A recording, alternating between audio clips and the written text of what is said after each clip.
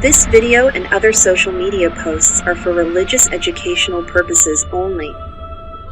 No one involved in the social media pages or multimedia messages are lawyers, and nothing in this, or any other message or social media post, is to be taken as legal advice.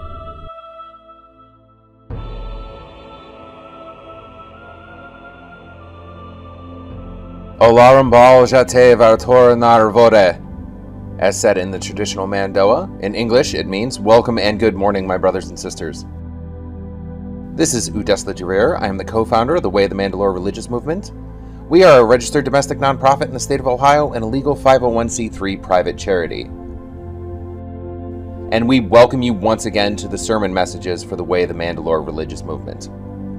We sincerely hope that this video and the others we've produced help you to understand more about who we are and what we believe. Our last message video was the first in this three-part series, addressing frequently asked questions about our religion, and we will be continuing that here in this video. Mandalorian FAQ, Part 2. This particular question crops up from time to time related to tenets 10 and 12. And there seems to be a bit of misunderstanding regarding the limits of loyalty and the appropriate times where one can separate themselves from others. For the sake of clarity, we'll split that into two segments. How far does loyalty among Mandalorians spread? While this has been loosely addressed in previous messages and posts, there have been a lot of specific situations that people have asked about and how they should apply the concept of loyalty in those specific situations. Now, there are far too many specific variables for us to be able to address each one individually in this format. But applying the tenets as they have been established gives us a basic framework to work around.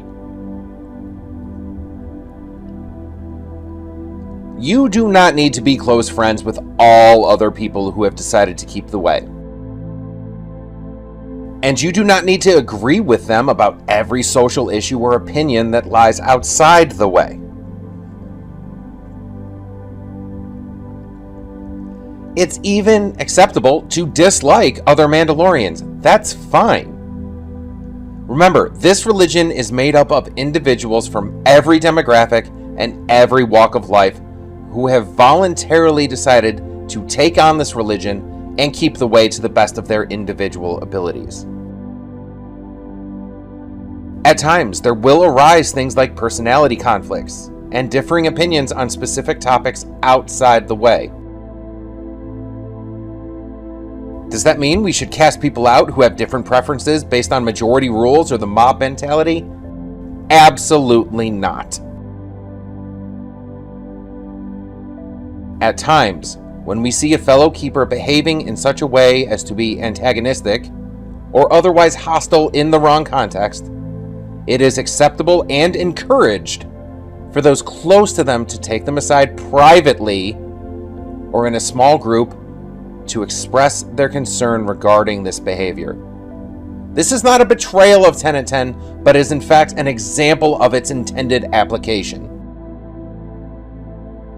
Our religion is largely not one of condemnation except for the most serious offenses that cause harm to others. In later messages, we will explore this in further detail regarding more extreme situations. But suffice it to say, in this context, personality conflicts and differences of opinion or demographic should not play any role in our treatment of fellow keepers. In fact, these differences can actually help strengthen our community by inspiring healthy debate and conversation. Healthy being the key word there. An equally important part of this is that we must be receptive and understanding if we are the offending party. And it does take a certain degree of humility and self-reflection to understand when we engage in such behavior that is harmful or overly antagonistic.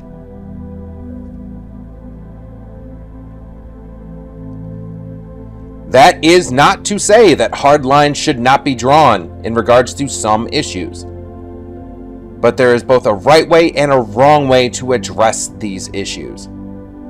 And we must maintain our own minds in such a way that we can understand if we are addressing such issues and circumstances in the wrong manner, and therefore adapt our approach.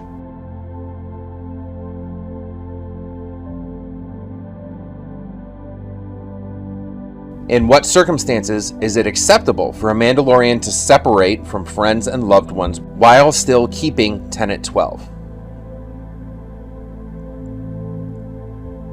This is a big one that a lot of people have asked, largely due to their personal experience, usually in other religions or religious sects. And as Tenet 12 guides us, we should not separate ourselves from our families and our communities in an attempt to keep the way.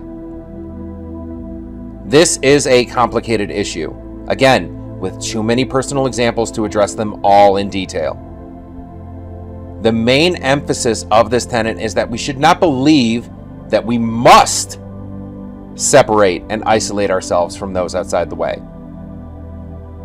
As we addressed in previous videos, there are any number of historical examples where this has been shown to be harmful in some way to all parties involved.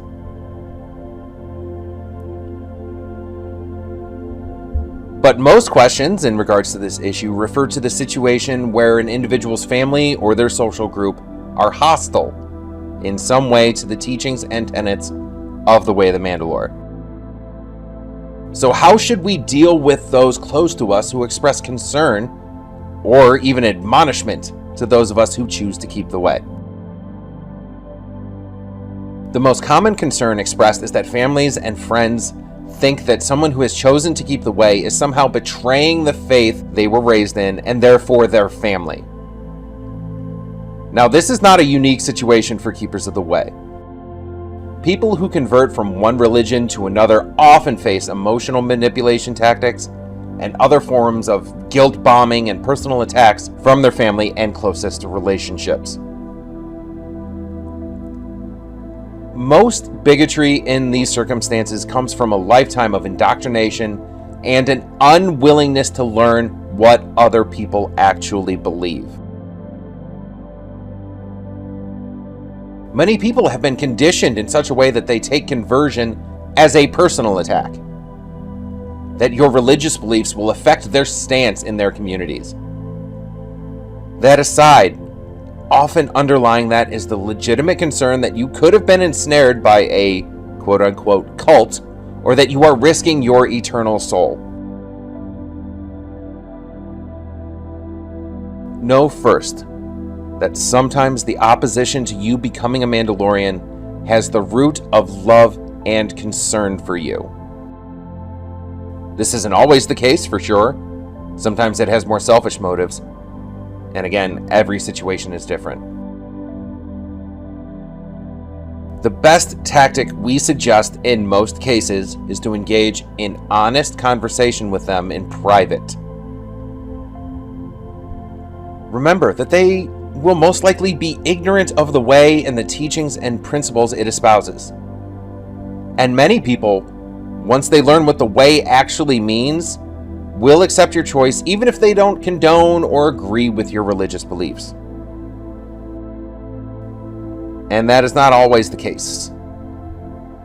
Some people are so entrenched in the teachings of their specific religious sects that they don't care to learn about any other belief system, and will instead believe what is fed to them by other ignorant leaders within their religion. If they become openly antagonistic against you and your religion and are not willing to tone down or temper their behavior, that's a different matter. That would qualify as a reason for separation.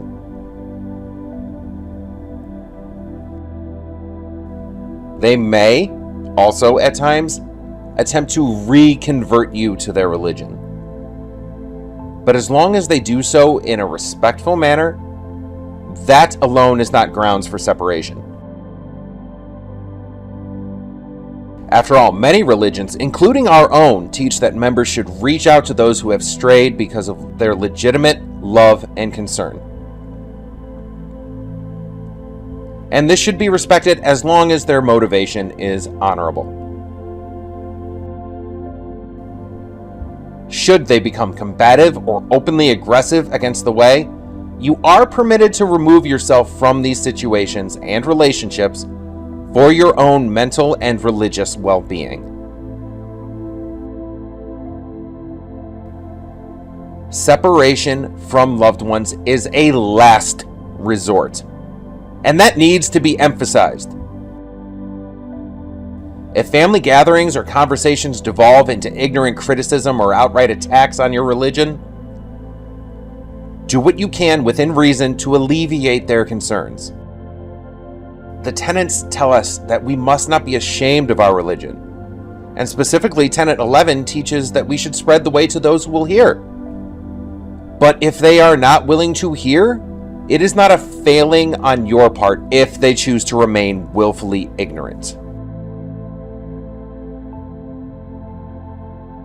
If it becomes such a point of contention that you cannot talk about your religion in their presence, then don't. Again, separation from your loved ones is only a last resort, and it must be reserved for only the most extreme and abusive situations that threaten your well-being. And again, in the interest of time, here we will conclude our second video in this 3-part series, where we are addressing frequently asked questions about the Way of the Mandalore. We ask you that you join us for our next sermon message, where we will conclude this initial FAQ series and address some of the biggest common questions about our religion.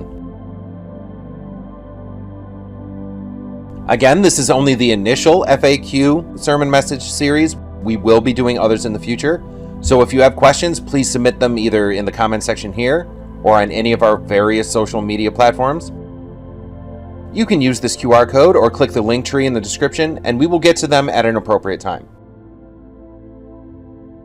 And as always, we thank you for your continued support as we seek to spread the Way to those who will hear it. Until next time, Vore, Vorentie Manduare, Balkuir Maruchik, Ibik Runi. Thank you, brothers and sisters, and be safe. This is the Way.